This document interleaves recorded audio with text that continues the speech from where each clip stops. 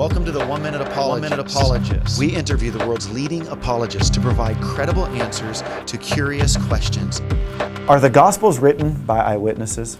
Yeah, the first claim, in order to determine if that's true, is that the claim of the actual authors. I think if you look at the end of John's Gospel, you'll see that he clearly is calling himself out as an eyewitness. And in his letters, also in Peter's letters, you have them describing themselves as eyewitnesses. But my first skepticism would have been how early are these Gospels? Yeah. If they're not early in history, they can't have been written by eyewitnesses. If they emerge in history in the 3rd century, 2nd century, then they're not eyewitness accounts because they're too late in history. So I looked at the book of Acts, and I looked at this record of the life of the disciples after the ascension of Jesus, and I wanted to see, are there any good indicators, circumstantial, that would tell me about the dating of that account. And here's what I saw. I see that there's no mentioning at all of the destruction of the temple or the siege that took place prior to the destruction of the temple. This would have been something important, I think, for Christians to recognize because Jesus predicts it in Matthew 23. Why not include something that Jesus is going to predict to show he's an accurate predictor?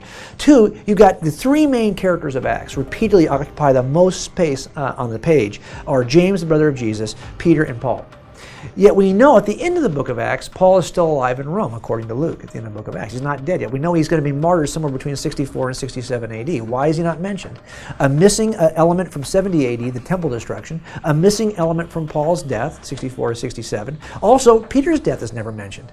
And James, the brother of Jesus, who led the largest church in Jerusalem at the time, the Jerusalem church, he dies around 61 AD, no mention of his death either. Now, meanwhile, Luke's going to mention Stephen's martyrdom, Luke's going to mention James, the brother of John, but he leaves out the deaths of the 3 most important people he's going to write about. It doesn't seem reasonable to me that these missing elements would be there unless, of course, Luke is writing his account prior to, say, 61 or 60, whenever James is martyred, the first missing element. Also, I think there's some good internal evidence. You see in 1 Timothy that Paul is going to talk to Timothy about what he calls Scripture. He's going to quote Deuteronomy. He's also going to quote Luke's Gospel in 1 Timothy. In order to quote Luke's Gospel, Timothy, of course, is written probably in the mid-60s or so it's a later letter of Paul. But in 1 Corinthians, Paul's going to mention a version of the Lord's Supper in which he says, Jesus told his disciples to do this in remembrance of me. The only Lord's Supper description that is mentioned this way is in the Gospel of Luke. So it appears that even in 1 Corinthians, Paul is either referring to the text of Luke or to the tradition that preceded the text for both Luke and Paul. Either way, we have an eyewitness account that's being uttered early.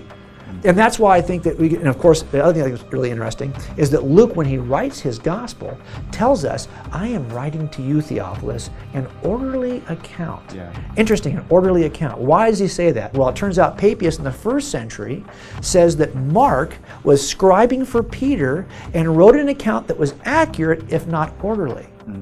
And who does Luke quote more than anyone else? Mark.